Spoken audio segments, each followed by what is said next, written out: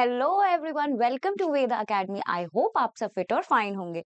तो बच्चों, जैसा आप जानते हो कि आपके बोर्ड के एग्जाम बिल्कुल सर पे आ ही गए हैं, तो आई होप आप सबकी तैयारी बहुत जोरों शोरों से चल रही होगी। सबने बहुत ज्यादा अब सब अपने प्रैक्टिकल एग्जाम्स पे लग रहे होंगे, है ना। प्री बोर्ड्स हो चुके होंगे या चल रहे होंगे ऑलमोस्ट किसी के यहाँ, है ना। लेकिन सब मेजरली अपने प्रैक्टिकल एग्जाम्स और मेन एग्जाम्स की तैयारी कर रहे होंगे।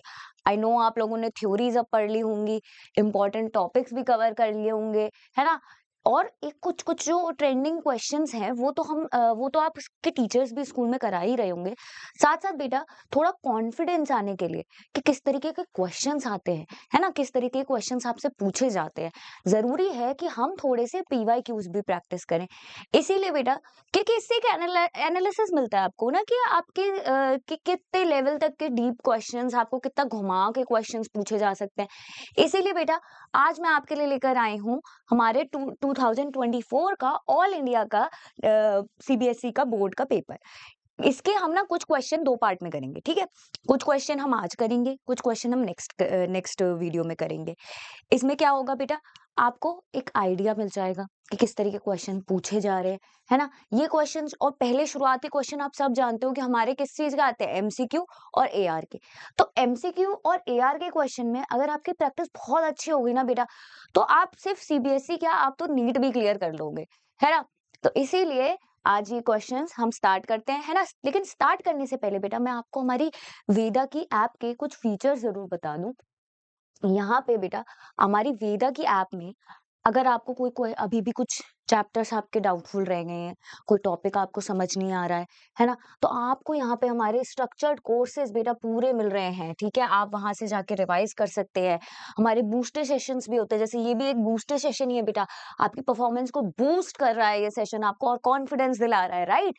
हमारे टेलीग्राम का चैनल भी है बेटा, तो आप उसे, I guess majority of you are following it. उस पे हम अपने फ्लो चार्ट्स डाल रहे हैं आपकी हेल्प के लिए, अपने पीडीएफ्स डालते हैं आपकी हेल्प के लिए। और अगर आपको कोई भी डाउट है, कुछ चाहिए और, तो आप अभी भी हमसे मांग सकते हैं, ठीक है। आपको अगर कोई डाउट आ रहा है तो आप अभी भी इस वाईटी की वीडियो पे कोई टॉपिक में डाउट है, कोई दोबारा पढ़ना है टॉपिक, तो आप इस पे डाल दो, हम आपको जरूर कोई ना कोई हमें से रिस्पॉन्स करेगा। और अगर वीडियो बनाने की नीड होगी उस चीज पे, तो वो भी हम करेंगे, ठीक है।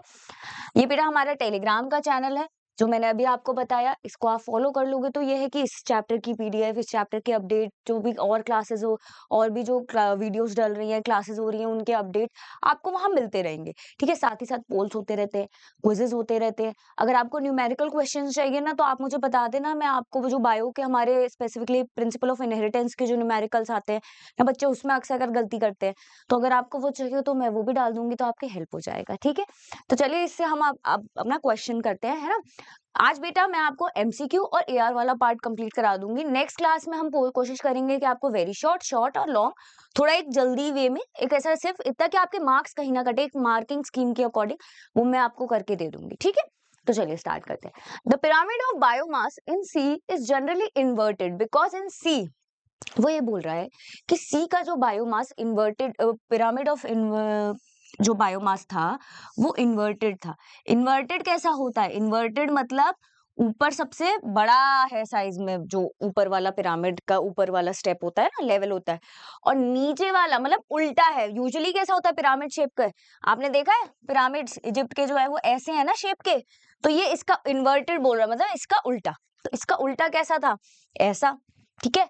तो वो ये कह रहा है कि जो सी में बायोमास का जो पिरामिड था वो उल्टा क्यों था, क्योंकि अगर आपने ध्यान दिया हो तो उसमें क्या ज्यादा बढ़ रहा था, क्या थे हमारे यहाँ पे, हमारे थे फाइटोप्लैंक्टन्स, है ना। यहाँ पे हमारे थे जू प्लैंक्टन, यहाँ पे हमारे थे फिशेस जिन पे फीड कर रही थी जू प्लैंक्टन्स पे, है ना। तो सबसे पहला तो इसमें आप ये उल्टा क्यों हुआ, क्योंकि ये ज्यादा है किससे, इन दोनों के कंपैरिजन में। तो देख लेते हैं option, biomass of fishes exceed that of phytoplankton, ये सही लग रहा है सुनने में, बाकी हम आगे भी देखते हैं। Number of phytoplanktons is more, ठीक है। Number of phytoplanktons is more नहीं, फाइटोप्लैंक्टन तो लेस है ना, number of phytoplanktons is less, बात सही है। लेकिन किसके कंपैरिजन में लेस है ये नहीं बताया इसने, है ना। कितना लेस है, कुछ एक स्पेसिफाई सा नहीं कर रहा, है ना। Large fishes feed on small fishes, ठीक है, बात सही है, लार्ज फिशेस भी इसके ऊपर होगा, है ना। लेकिन कितना, क्या ज्यादा कर रही हैं, कम कर रही हैं, क्या कर रही हैं। और अगर इन्वर्टेड भी है बेटा, तो लार्ज फिशेस का बायोमास हमेशा ज्यादा होता स्मॉल फिशेस के कंपैरिजन में ना, तो ये वाला ऑप्शन तो होगा नहीं, है ना। ये दोनों तो हमारे कट हो गए, मैं दूसरे पेन से लिख देती हूँ, ये दोनों तो हमारे कट हो गए। तो अब क्या बचा हमारा, ऑप्शन ए। ऑप्शन ए बहुत एग्जैक्टली फिट हो रहा है कि उसमें बता रहा है एनालाइज करके कि क्या, कि फिशेस का बायोमास, आपने बायोमास मतलब क्या हो गया बेटा, वेट हो गया, है ना।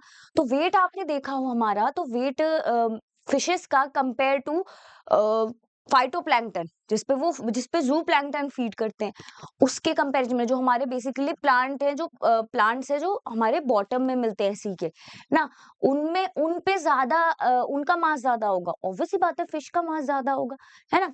तो फिश का, क्योंकि ये ऑप्शन इसलिए सही हो रहा है, ठीक है। तो ऐसे ऐसे क्वेश्चन है, हम यही सॉल्व करेंगे, ठीक है।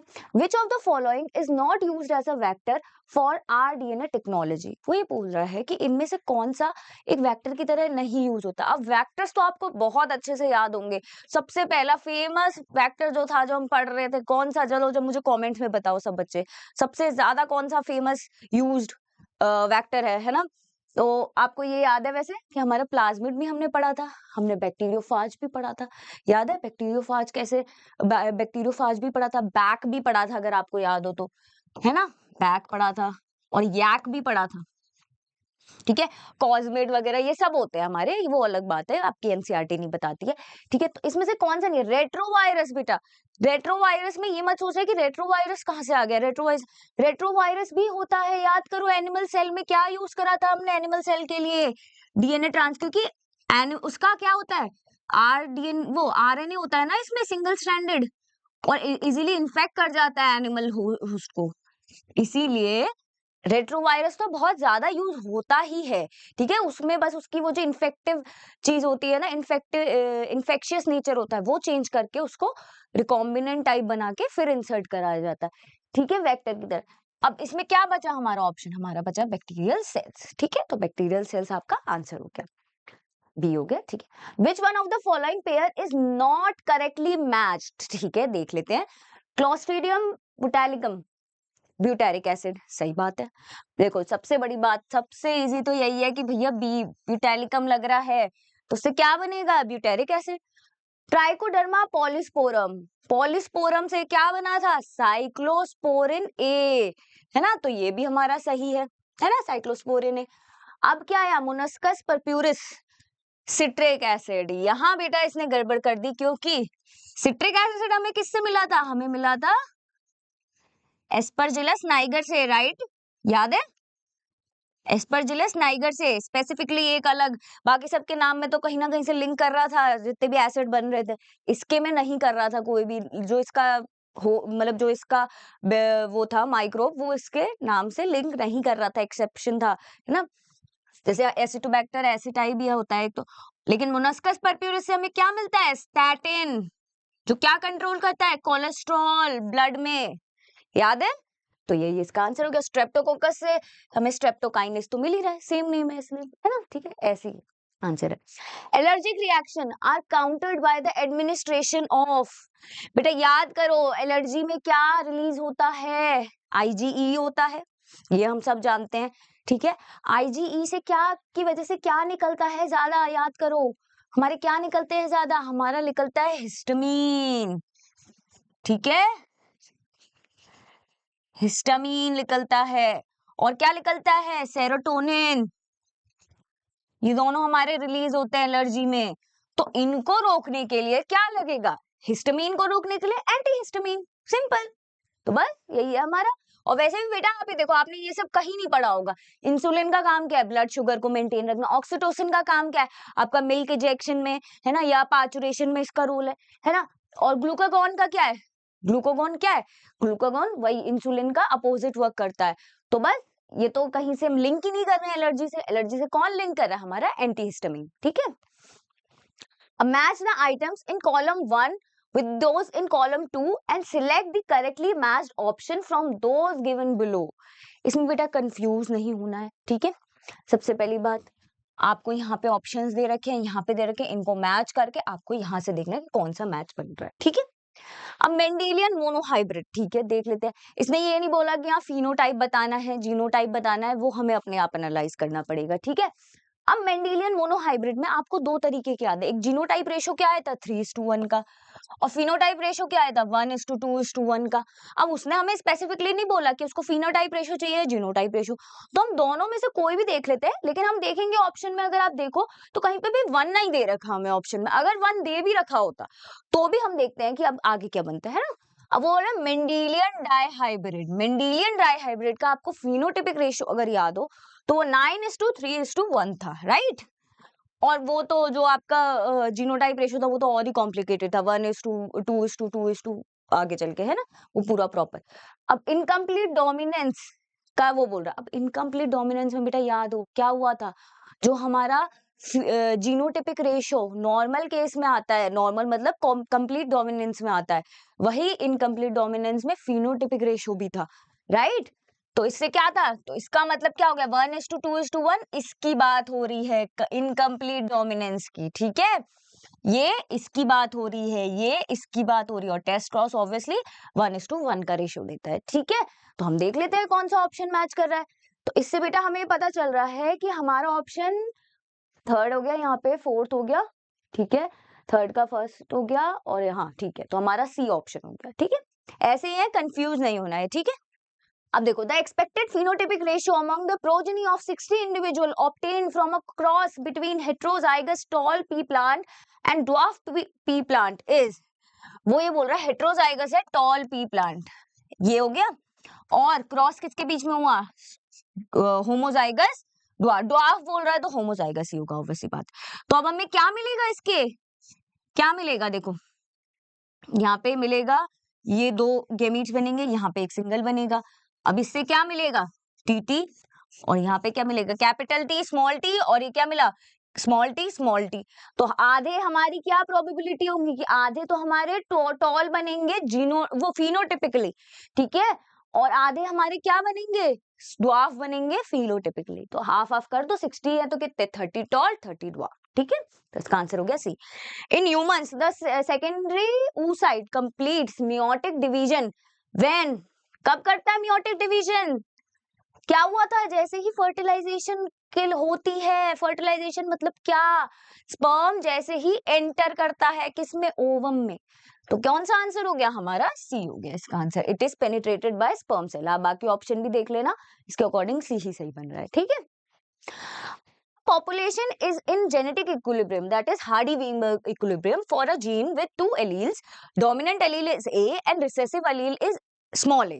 If the frequency of allele capital A is 0.6, then the frequency of genotype capital A small a is, ठीक है। अब आप ये याद करो बेटा, हमने क्या पढ़ा था कि हमारा, आपको याद है equation, P plus 2PQ plus Q square is equals to 1 plus, और दूसरी चीज क्या पढ़ी थी, P प्लस Q भी क्या हुआ था हमारा 1।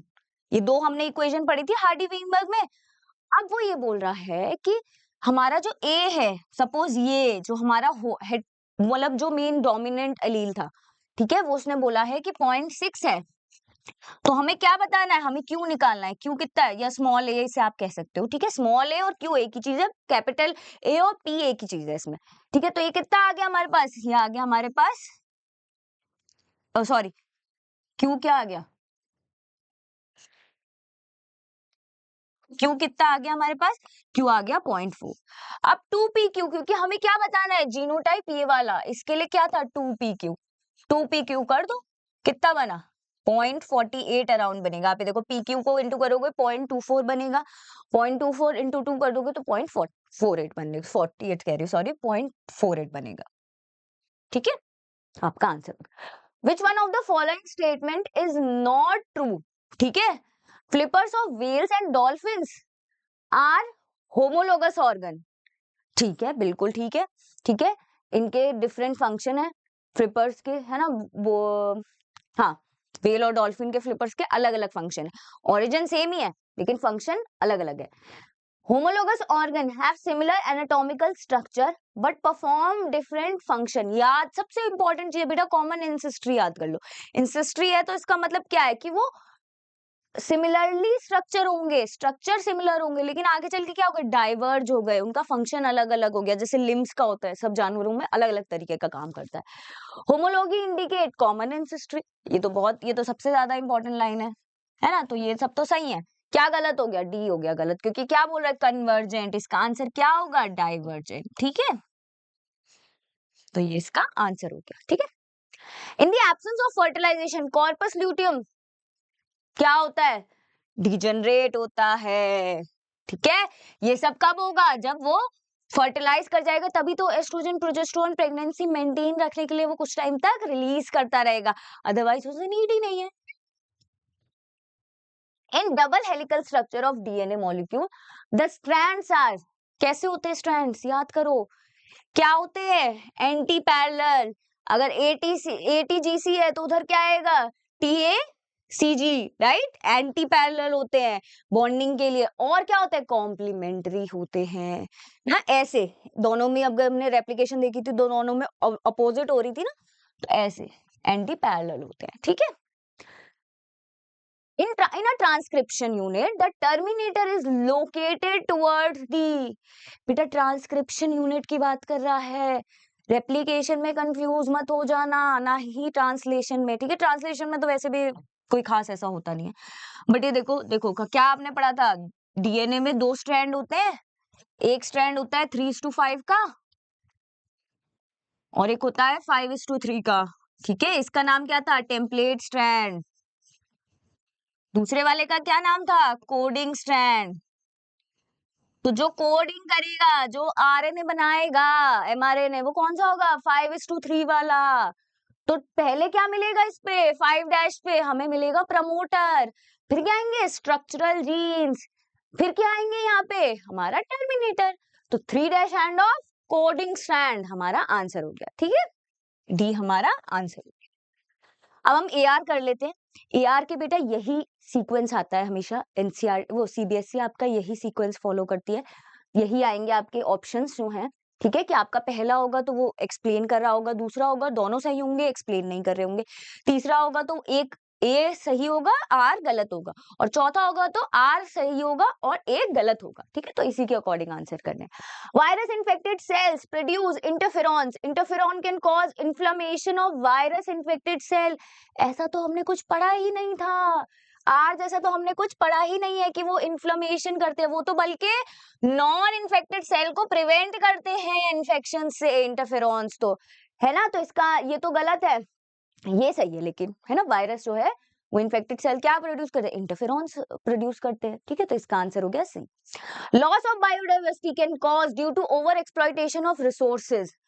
ठीक है, ये बात यही सही कह रहा है, loss of biodiversity over exploitation से हुआ था, हमने पढ़ा था एक ऑप्शन, उसका ही एक एग्जांपल हमने पढ़ा था, introduction of Clarias gariepinus in Indian river has led to a decline in native Indian fishes। ये बात सही है, लेकिन क्या इसको एक्सप्लेन कर रहा है ये, नहीं, है ना। Loss of decline in over exploitation of resources, ठीक है, नहीं, हाँ, इसको एक्सप्लेन नहीं कर रहा। ओवर एक्सप्लॉइटेशन में तो बेटा ये तो बात आई ही नहीं थी, ये वाला तो एग्जाम्पल हमने लिया ही नहीं था, है ना। ये तो दूसरे उसका एग्जाम्पल था, है ना, एलियन इन्वेजन का, ये एलियन इन्वेजन का एग्जाम्पल था। ठीक है, तो ये हमारी दोनों बातें सेम है, लेकिन ये इसको एक्सप्लेन नहीं कर रहा, तो इसका आंसर बी हो गया। ठीक है, RNA is unstable and can mutate at a faster rate. The presence of 2-OH group in every nucleotide of RNA make it labile and easily degradable। वो ये कह रहा है कि ऐसे सपोज हमारी RNA राइबोस शुगर थी, ऐसे थी, यहाँ पे भी OH होता है, यहाँ पे भी OH होता है, यहाँ पे भी OH होता है, यहाँ पे भी, यहाँ पे H होता है। ठीक है, यहाँ पे H होता है, ठीक है, और यहाँ पे हमारा C और उससे एक और अटैच होता है H। ठीक है, बाकी H आप देख लेना, काउंट कर लेना पूरा प्रॉपर स्ट्रक्चर।